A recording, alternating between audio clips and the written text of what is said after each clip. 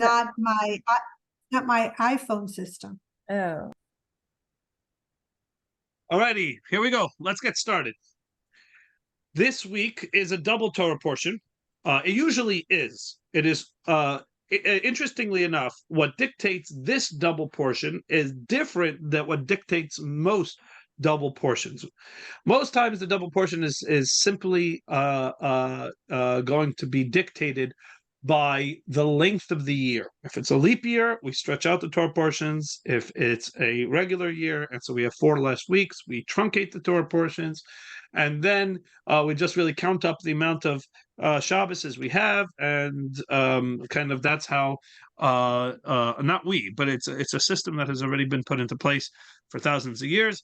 And so that is usually what defines whether a Torah portion, there are certain Torah portions that are meant to be linked together or are separated, that are set aside for that. Not every Torah portion could just be linked with the Torah portion next to it. There are key Torah portions that are that way. Generally, if it is a leap year, you can count on them being separated. And if it is a regular year, you can count on them being together. The one that is an anomaly is this week's double portion. Netzavim-Vayelech is not really going to be defined by how big or small the year is, how many weeks in the year there is. It will be defined by whether there will be a Shabbat in between a Yom Kippur and Sukkot. If there is a Shabbat between Yom Kippur and Sukkot, then these two Torah portions are opened. Each one gets a week for itself.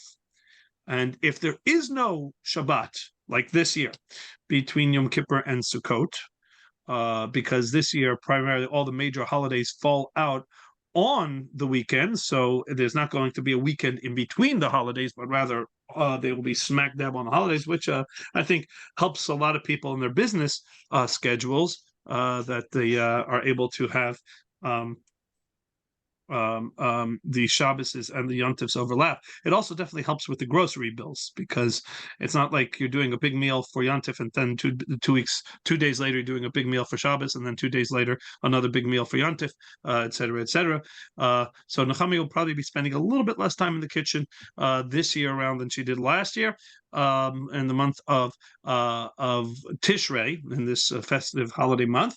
But also what it means is that that we have less opportunities to read Torah portions before we complete it on the last day of Sukkot. In other words, if there would be a Shabbos in between Yom Kippur and Sukkot, what that would mean is that we would have this week, this Shabbat, to read a Torah portion. We'd have next week, which is the Shabbos in between Rosh Hashanah and Yom Kippur, except in this case it's 2 weeks from now. And then we'd have one more week, the Shabbos after Yom Kippur and before Sukkot, to read a Torah portion. So we would have 3 opportunities left, and we would therefore say one for Netzavim, one for Vayelech, and then one for Ha'azinu. And the last Torah portion, V'zot HaBracha, gets read on Simchas Torah. So 3 Torah portions to be read before we read the last one on Simchas Torah. 3 weeks, wonderful. But if we do not have a Shabbos in between Yom Kippur and Sukkot, again, like this year, then we only have 2 opportunities. 2 opportunities, 2 Shabboses to read the regular cycle of the Torah portions. Otherwise, it gets bumped out for the holidays. And that is going to be this week, and then the Shabbos in between Rosh Hashanah and Yom Kippur as the only opportunity, because then the Shabbos after that will already be Sukkot, and we'll be reading a festive reading, and the Shabbos after that is the Shabbos that we will have to read the final Torah portion. So we only have 2 opportunities, and so we'll do Netzavim-Vayelech this week, Ha'azinu next week, the next opportunity, which will be between Rosh Hashanah and Yom Kippur, and then we'll save the last Torah portion for the last day of Sukkot. So that's going to be the story. So that's what dictates that this is. So it is actually usually a majority of the times the Torah portions are together like they are this year. But again, what dictates it has nothing to do whether it's a leap year or not a leap year. It is purely as to whether we'll get that extra Shabbos if the holidays fall out that allow for a Shabbos between Yom Kippur and Sukkot. This year there isn't that way, and so therefore we have to double up a Torah portion. And Netzavim-Vayelech is continuing a general, almost rhetorical theme that we have discussed already a few times, that Moshe Rabbeinu employs as he's giving his long soliloquy, that is the book of Devarim, which is a study in contrasts. Moshe has been doing this again and again. As we said, we had Va'it Ve'etchanan, those are the big ideas. We had Akev, the small ideas. We had Akev Tishma'un, which is to hear. And the next Torah portion was called Re'eh, which means to see. Then we had Ki Teitzeh, which means when you will go out.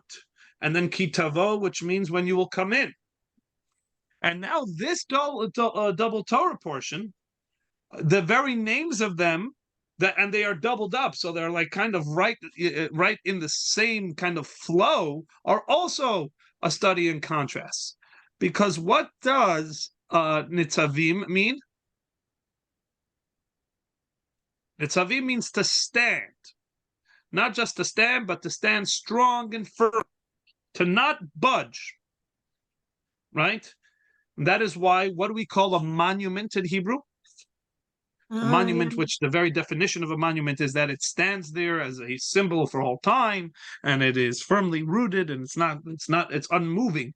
We call that a matzeva, from the word nitzav, right? Nitziv, etc., etc. So the idea to stand firm and strong. To stand is la'amod, omeid, omdim.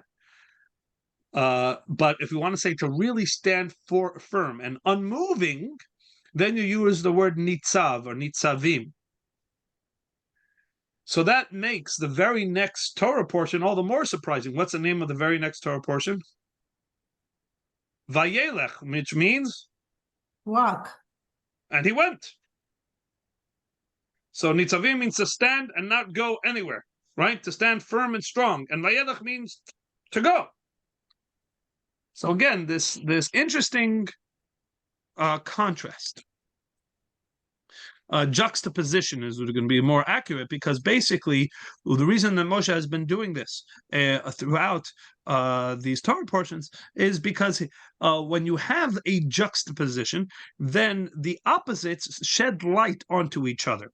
You have a better sense, right? It's the black and white are far more firmly defined when it's black right up against white, and not just black up against a steadily lightening shades of gray until we get to the white. Then it's hard really to define.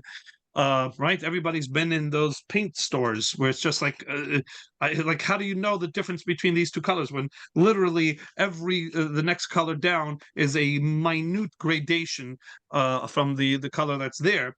So to really be able to define that's black, that's white, this is this, and this is that, you put it right up against its opposite.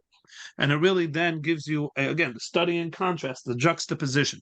So Moshe, this is not by accident. Moshe is doing this very much on purpose.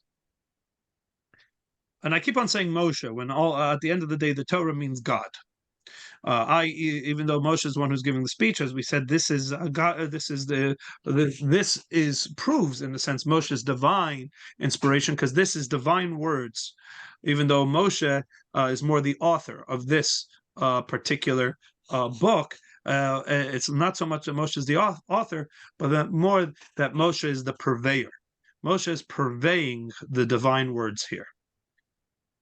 So what is Netzavim and what is Vayelech? Now, it is, and we've talked about this again, but of course we're going to bring it up because you can't miss it.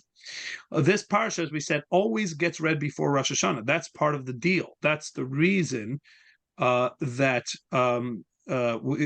we know that we are very much subject to whether we get that last Shabbos in between Yom Kippur and Sukkot to define whether we get to, because we'll always end up at this Torah portion, 3 away from the end, as it were, at this particular week. So whether we have 3 Shabbases or 2 Shabbases dictate whether we double it up, because we'll always be right here on the Shabbos before Rosh Hashanah, no matter no matter what kind of year, leap year, not leap year.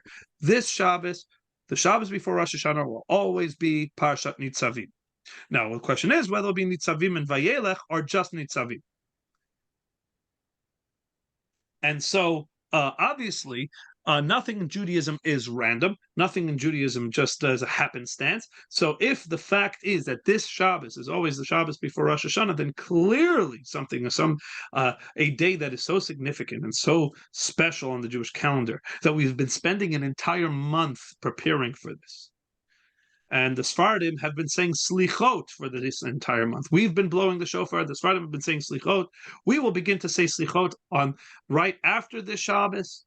So why do the Sephardim say slichot for the entire month while the Ashkenazim just do it for the final week before? So if you're a Sephardi, the answer is because that's the right way. We're just holier. We take it more seriously. And you've got to Rosh Hashanah. You gotta, and the Ashkenazim would respond, maybe it's just because Sephardim have more to say sorry about. Exactly.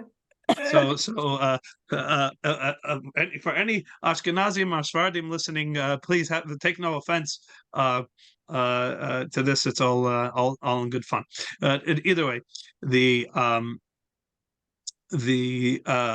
so we've been preparing for this day for at least a month. There are those that say, obviously, already from Tisha B'Av we've tilted towards looking towards Rosh Hashanah, and the fact that the Haftorahs, the cycle of Haftorahs, are a 7 Haftorah cycle that leads to Rosh Hashanah. Our minds have been on Rosh Hashanah for quite a long time. So now we are finally on the precipice. We are on the threshold of Rosh Hashanah.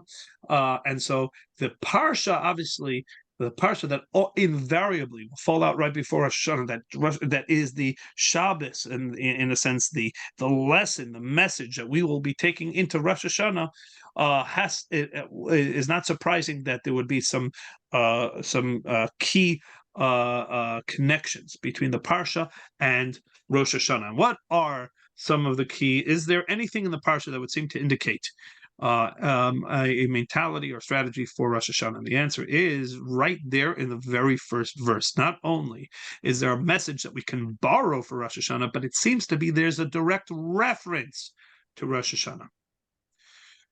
Why? And this is something we've said a lot, but this will springboard from this into a further explication. The Parsha opens up, Atem nitzavim hayom kulchem lifnei Hashem Elokechem. Moshe says to the Jewish people, behold, Atem nitzavim, you all are standing firmly. Right? Atem nitzavim hayom, today. Lifnei Hashem Elokechem, before God, your Lord. And then he carries on to clarify who he means by you guys. He means all of us, in whatever capacity, in whatever status.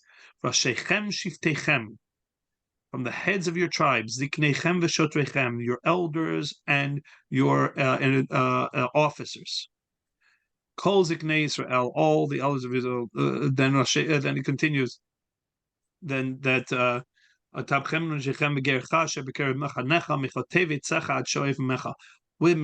children, every single individual, down to the wood choppers and the water carriers. Everybody, every last one of you are standing firmly today before God.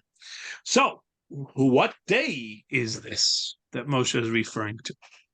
Now, you can say historically what Moshe is referring to is in this moment where he is standing with them on the threshold of going into the land of Israel. And those say that really kind of the last moments of his life, the last day of his life, some commentaries say he's literally talking to them on the final day. Some say it's a couple days before he passes, but in the immediate, in a sense, period of his passing the torch onto Yeshua, and for the end of one era and the beginning of another, of them ending their era of being a nomadic people, that have been a collection of tribes before they are now becoming, in a sense, a nation. And he says, "La'avracha bivrit," I'm going to enter you into a new covenant, a further covenant, because you might say, now that we're entering into a new era, the older covenant is obsolete. The details have changed, the circumstances have changed, therefore the covenant is no longer valid. And so Moshe says, and he actually spells this out. He goes into a whole philosophical conversation. You might say this, or that, and whatever it is, and therefore we are going to, in a sense, establish a new covenant, a new commitment that will take in these new circumstances. And understand that the same commitment you made to God at Mount Sinai, Bechorev, now carries for you as you are now becoming a nation for all eternity. Having said that, the Torah is not a historical book. So when the Torah is sharing with us, and the Torah says Hayom today, then the Torah is not just talking about an event that occurred and granted a very major event, an event that reverberates throughout history. Still, Torah is not a historical volume. So it cannot be that the event, the Hayom, is a reference to an event, to a day that occurred 3,300 and something years ago. Rather, it has to mean what Hayom also means in Hebrew, which is today. Today. Or what Hayom also means, which is the day. And many of the commentaries say that what Moshe is talking about is Hayom Hagadol v'Hanorah, the great and awesome days of Rosh Hashanah and Yom Kippur. That you are standing before God on those days. Rabbi, did you skip over whether or not, when he was talking about a new covenant, what that meant? I didn't go into detail exactly what the specifics of the covenant are, but more importantly, more the impetus of it. That opens up the possibilities of a new covenant. That's kind of not good. No, because the covenant is not saying with a new people or new, and Moshe clarifies that it's not that God needs this new covenant. You mistakenly might assume that the situation, the circumstances have changed. So, in a sense, for you again, and Moshe clearly says that if you go reading through the first aliyah, this is a very fascinating aliyah. The first aliyah of Parashat Netzavim, or Netzavim-Vayelech, because Moshe really goes and he kind of almost speaks not hyperbolic, but as if the people, he paraphrases for the people what they might say. They might say, "Oh, now that I'm in the land, ki bishriruti libi elech, now I'll go in my own ways." And as Isaac, to a certain degree, thank you, God, we had this commitment to you as long as we kind of needed you, as you were the one who took us through the desert, right? But now we've got it covered, right? I was mentioning this last week, that this is, to a certain degree, Moshe is preempting what is not only a very likely scenario, but a scenario that has, in fact, played out again and again throughout history, which is we kind of turn to God and said, deal's off, I found it on my own, right? When things are finally good, to turn around and say, covenant over, when we don't need God anymore, or at least we think we don't need God. And that's what Moshe is really, to a certain degree, addressing. Not that God needs a renewal of the covenant or a new covenant, but that we, in our own psyche, et cetera, need to understand that what it is more a renewal of a covenant, a recommitment to a covenant, an eternal covenant. The circumstances may have changed, but the covenant has not. Like a renewal wedding that people have.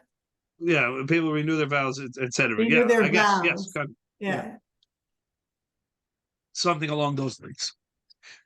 But either way, now, but we said, as mentioned, and we'll actually get back and plug it back into the historical reference. But for us, the point that strikes closer to home is not the idea that there was once a epic event when the Jewish people were transferring from Moshe to Yoshua, and from being nomads to being a people established in their land, but rather what this means when I open up the parsha, and atem does not mean Moshe talking to those people, but the Torah talking to us. And not talking 3,000 years ago, but Torah talking to us now.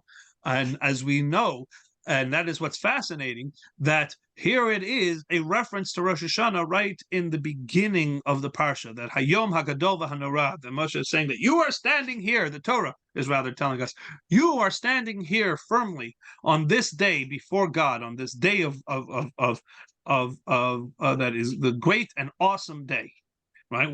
That's what's on our minds. We are all going to be standing before God on the great and awesome day of Rosh Hashanah. Now, as we pointed out, that what is the general disposition of somebody who is standing on trial? Right? If you're a good lawyer, you always advise your client what? Don't say anything. Don't say anything. You always, way before that, you tell your client, settle. Right? Yeah. Settle. Well, partly because the lawyer doesn't want to do the work. If it's what? Because the lawyer doesn't want to go through the trial. That's I know, to a certain degree. The lawyer says no. The lawyer would rather, keep the commission going and the retainer going, as it were. It depends. But the billables, right? But why would a good lawyer suggest to settle? And why would a good lawyer, in case of that, again, that's a case of a financial case or whatever it is, or in a case of kind of accept the deal, right? Accept the plea deal. Why? Because no matter how airtight you think the case is, once you're before a judge, to a certain degree, it's a crapshoot. You don't know for a fact what's going to happen. You don't know. So why do I bring this up? Because the general disposition of any defendant, even if they do believe they have a pretty airtight case, right? The general disposition is one of nervousness and uncertainty.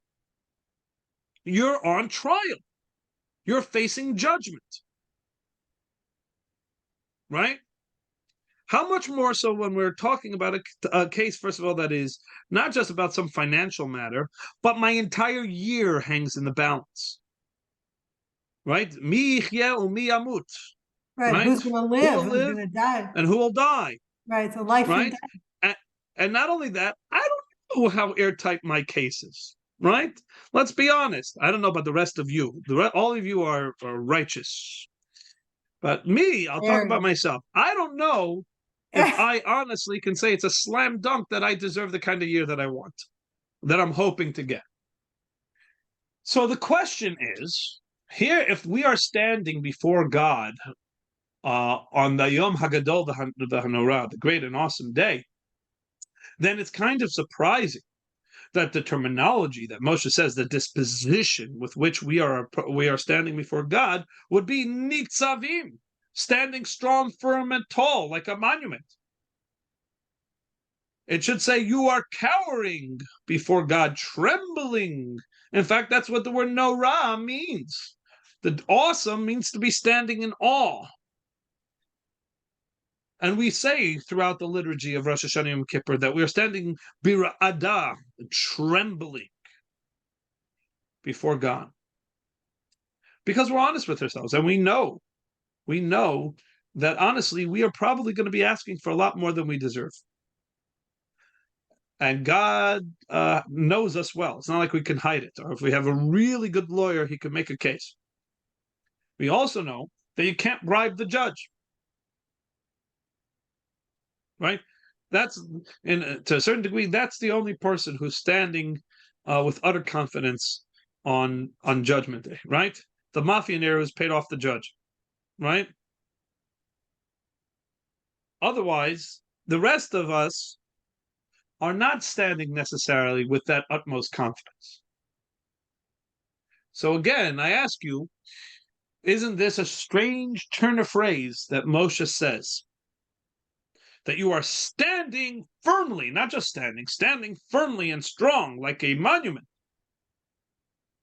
on this great and awesome day in which you stand in judgment. How do we reconcile? And the answer is, I guess you feel strong in your belief in God. You don't necessarily stand strong in your belief that you did everything right all the last year. Oh, so that would be Pesach. Pesach is our standing firmly that God is going to come and save us and take us out, etc., etc. But Rosh Hashanah is very, very deliberately, the theme of Rosh Hashanah Yom Kippur is Judgment Day. So on Rosh Hashanah Yom Kippur, to a certain degree, it's the focus is not so much on God. The focus is on you, right?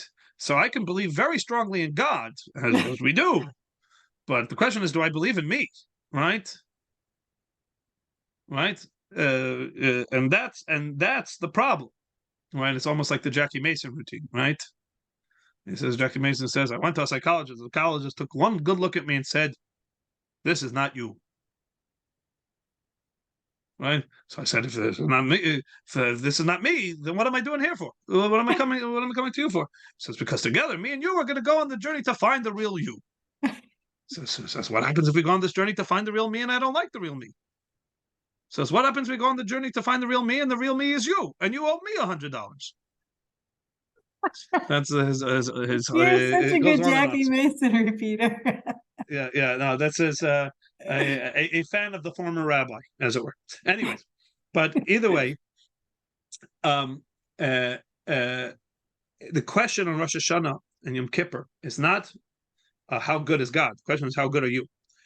So how do we stand? How, in fact, do we stand confident and strong, like a monument, on the day of Rosh Hashanah? And the answer is a twofold answer. Twofold. Numero uno is because the very next word.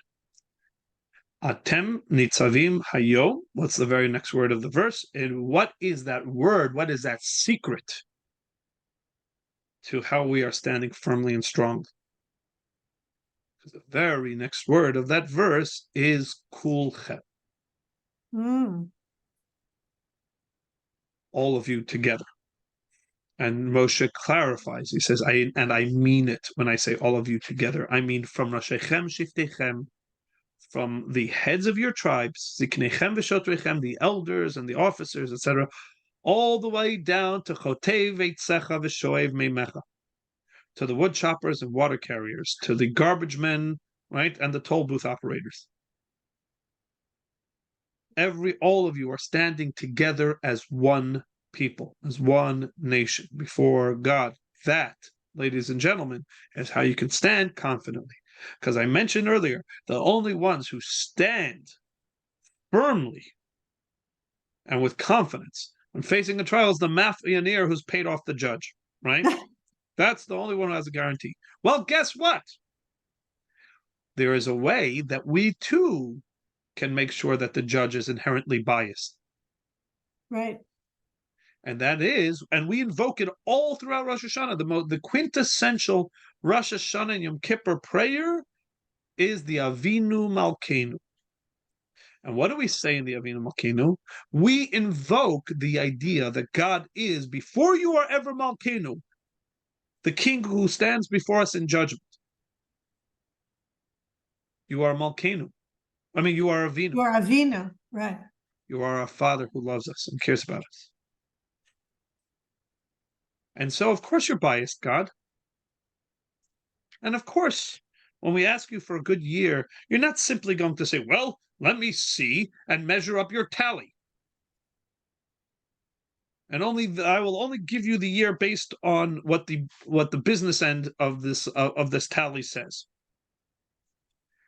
No, God, we know at the end of the day that you are Avinu. And we're going to invoke it, and we're going to count on you to give us a year a year of blessing, etc., whether we fully deserve it or not. Rabbi, this is so much like that lecture that I went to about whether or not Jews believe in karma, and the answer is no, because we know the manager. Like we pray, yes. We speak to the manager, and he's our father. Right. That's why 100%. We don't believe in karma. Yeah. Right. Now that we don't, well, first of all, I mean, we definitely don't believe in that word. Do we Right. believe in a Jewish version of the concept? The answer is not necessarily no, but the answer is we can supersede it. We are not Right, correct. imprisoned Correct. We do by believe the in idea putting out good and putting out evil, and yeah, that right. But it's way more nuanced. Yeah. there's right. We have a relationship with God. We don't just have an arrangement. We have a relationship. But here's the thing. Here's the thing. God turns to us and says, and we say, so God, you are Avinu before you are Malkeinu. So whether I deserve it fully or not, I'm asking you anyway for the good year. And I'm confident that you're going to give it to us. And you're going to give it to me. To which our Father looks down from the judge's chair and he looks us right in the eye and he says, Azoi, because God speaks a fluent Yiddish. We all know that. So God says, Azoi, you're coming to me and saying that you're expecting the good year because at the end of the day, I am your Father. I have no disagreement with that point. I just need to know that you agree with that point. And how do you show me that you agree with this point? That you truly are not just pulling this out as a matter of convenience, but you truly, truly look at me like your Father in heaven. The way I'm going to be able to, the litmus test in the sense of that I can measure your sincerity, which is all I need to a certain degree. I am willing to play along here, to go along with this paradigm, with this father and child paradigm. But I need to see that you really believe it, that you're not just pulling this out as a matter of convenience. And the proof, the litmus test, where the rubber meets the road, is how are you to the rest of my children, i.e., your fellow Jew? Because if I'm your Father in heaven, then what does that make the rest of you to each other? Makes the rest of you brothers and sisters. And if you feel that and you show that to me, then you got a deal. Then we are one big happy family. But if you look at your fellow Jew as a stranger, then you are not buying into this thing that you're trying to sell me.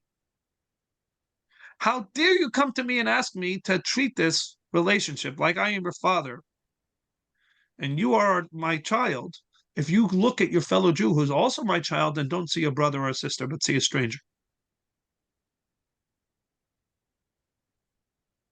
And so Moshe says that we can in fact stand confidently on Rosh Hashanah and Yom Kippur before God if we are kulchem, if you are all together, from the heads of the tribes down to the water carrier and the wood chopper, because it doesn't make a difference. When it's a family reunion, it doesn't make a difference who's the president and which one's the garbage collector. You're brothers and sisters. When my mother went to Israel with my dad, she came home and she said, even the taxi cab drivers are Jewish. Everybody is one of your brothers and sisters. You know? Not only that, but even the taxi cab drivers are supposed to be the prime minister. Right, and they think they are. Right. But you But see, that's the truth. Some of the best conversations I've ever had in Israel are with the cab drivers. They're of course. Without they're so philosophical, and it's just unbelievable how deep the conversations can get. And right. And everybody was equal. My mother, that's how my mother felt. That everybody was equal. They knew exactly what each other, they're right. People, you know. Yeah, you know for a fact that 2 minutes into the conversation, for some reason, for whatever reason it would be, the back door of the taxi cab opened and Bibi sat down. Within 30 seconds, the taxi driver would be lecturing Bibi about what he should really be doing. Absolutely. Why? Because I need to talk to you. Because I think that this or that, you're not doing it right. You should do it like this. You know? Let me tell you. Right. No, because I care about you. Because at the end of the day, I care about this country. Because I care. Because we're all brothers and sisters. And I care as much as you do. Exactly. Yeah. And I care about you. And that's in a sense. And even I want to tell you something. Even with all the strife that's going on in Israel today, even with all the strife that's going on in Israel today, you still have that general premise that when you're walking down the street in Israel, you're walking among brothers and sisters. Yep. And that is to our incredible credit. And I've pointed this out numerous times. And in a sense, Rosh Hashanah Yom Kippur has made this point to me. As I mentioned, the story about going and meeting a family right before, literally right before Rosh Hashanah, and that was at the NIH, and they needed tefillot and blessings for because she was going in for a procedure, and it turns out, thank God, the procedure went well. And then I turned them, and it says it seemed to be that they would be convalescing, which she still needed to be in the hospital over Rosh Hashanah. They had gone, they knew nobody, they had no family in America. They were an entirely an Israeli family through and through, and they had no family, believe it or not even in New York. They had no family in America whatsoever, and they went straight from the airport to the place where they were staying at the NIH, and straight into the procedures, yada yada yada. So I told them, knowing this, that Rosh Hashanah Aleinu, don't worry about it. Rosh Hashanah, you're taking care of food, room, place, whatever it is, whatever you need, a place to stay, food to eat. And they said, what is the most beautiful line I probably have heard in a very long time. Said, Tamod Bato, get in line. 4 other people had already invited them for Rosh Hashanah. They had been in the United States for less than 48 hours, and they had only been in the NIH. But between me and the Jew fellow, by the way, one of who needs a blessing right now, she herself is now in the NIH. Varda, the reason I got to know this family is Varda Cohen, who many of you may know, just went in for very, very serious surgery for pancreatic cancer in the NIH. But she was the one who called me from the plane. She was sitting next to this family on the El Al flight. She hadn't even gotten home yet. And she was calling me to tell me that, Rabbi, you have to come in and go visit this family. Da, da, da, da. So Varda invited them. I invited them. And 2 of the doctors that were there invited them. Oh, my goodness. This was the beauty of the Am Yisrael. I want to promise you, if you're an Indonesian and you go to another country and you bump into another Indonesian, that Indonesian is not inviting you to spend the entirety of the holidays with her.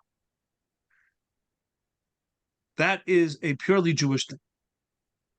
And that is because we do feel the truth of this, that it is kulchem, because we are brothers and sisters. And that is why we do have the right. I've got so many stories about that, but there's a couple here in Irvine that are in the process of converting. They have 6 children. They're African Americans, and they're unfortunately they're not converting with Chabad. They're with another Orthodox. They're Bratslav actually, but they have 300 Shabbat invitations. If you invite them for Shabbat for dinner, you're going to have to wait a year. Yeah. More, like years. That's the way we are. Yes, absolutely. And it's a beautiful, beautiful, beautiful thing. Beautiful thing. So we can hold up this end of the bargain, and we just have to know and reinforce that. That is, in a sense, this warning, not warning, but this is a reaffirming of a message right before Rosh Hashanah Yom Kippur. Let us work, if nothing else, let us work on our Ahavat Yisrael, our love for our fellow Jew. That is, in a sense, the message that we have here. Now there's another point, and I mentioned has to do with the name of the parsha. We said this name of the parsha is to stand strong and firm, and we talked about what it means to stand strong and firm. Stand strong and firm on the day of the judgment. How can we know that we can be strong and firm and confident in the judgment? The other answer is because God, Vayelech. Because immediately we will begin to move. You give us the blessing, and we're going to act on it. The blessing, we will not be the destination of the blessing. We will be the conduit of the blessing.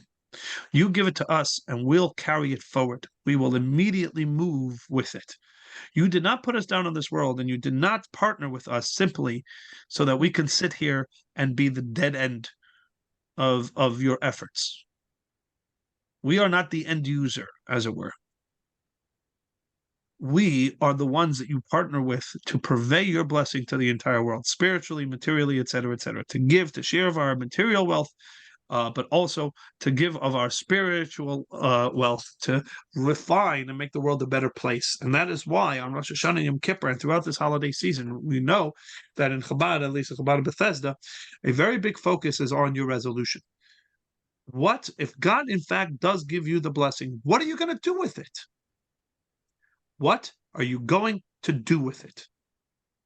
Because the next step after Nitzavim, standing strong, is Vayelech, is to move.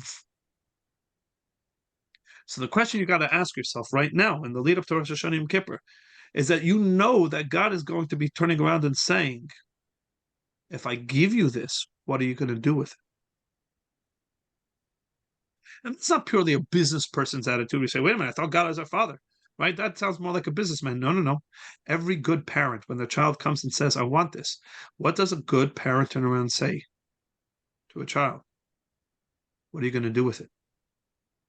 Show me that you have an understanding and a sense of responsibility that if I give you this blessing, if I give you this thing that you want, that I care not so much because I'm only concerned about the bottom line and I'm not concerned about you. No, I'm concerned about you. I want to see that you have a sense of responsibility and of value, and to understand that the way I see you as your parent is that you have what to share. Yeah, and therefore you have a responsibility to share. I'm going to give you this blessing.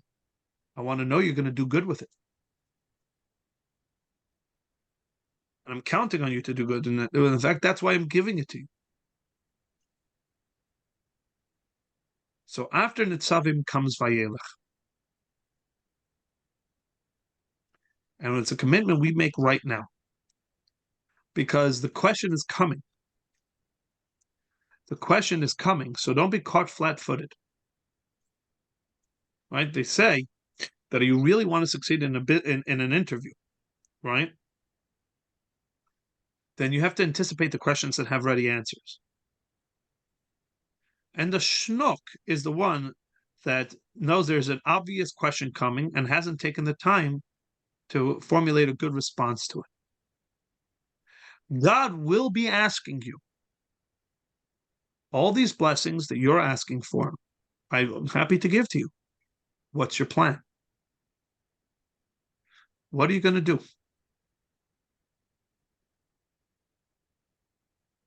How are you going to go with this? How are you going to take it and run with it?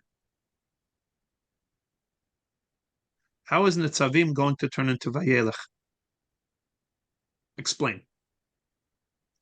And that's the answer we have to have. And I promise you, God will see through platitudes better than you will. So if you know you're giving a platitudinal answer, oh yeah, I'll be a better person. I'll give a little bit more tzedakah, or whatever it is. If you haven't convinced yourself, then you're definitely not convincing God. So all of us have to be asking ourselves, how is this coming year going to be better for me, for the world, by the blessings that God will give me than the year before it? And if you don't have the answer to that question just yet, that's fine, but you're running out of time. You're running out of time because Rosh Hashanah is a week away. And that is what you have to know. God is going to be sitting on his throne. And he's going to be less concerned as to whether you've earned a good, sweet year, whether you've deserved it with your good behavior of the year before. He is going to be more concerned, again, like a visionary, and God is the ultimate visionary. What are you going to do with it going forward? Now, of course, a little bit of your past history will, in a sense, solidify your case one way or the other. But that question is the crucial question. You're not going to be able to turn to God and say, I'm here. Look, I'm here. I checked in on Rosh Hashanah. Shouldn't that be enough? No, that's not. No, it is not. Because you're not asking for blessing on Rosh Hashanah, for Rosh Hashanah. You're asking for blessing for the entire year. So let me hear about what your plan for the year is. What are you going to do this year? And your answer is going to be very important. Now, God willing, no matter what, God loves us, cares about us, cares about us, etc., etc. But and therefore, kind of whether or not God will still be there to take care of us and all that. But for as much as we feel that we can influence the decision process, this is perhaps the most crucial answer you can give God. God, give me a blessing. Give me blessing this year, and I will really make good on it. You give it to me, and I will be Vayelech, and I will march, and good things will happen. And I want to promise you something. For all of us who have spent any amount of time in volunteering or serving, etc., there's nothing more fulfilling. So let's make this a year of where it's not about us, it's not about ourselves, but it is really the year in which we go outside of ourselves and we give.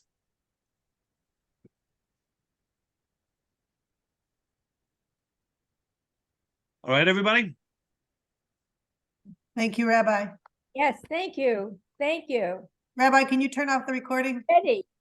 I'm already thinking. Yeah.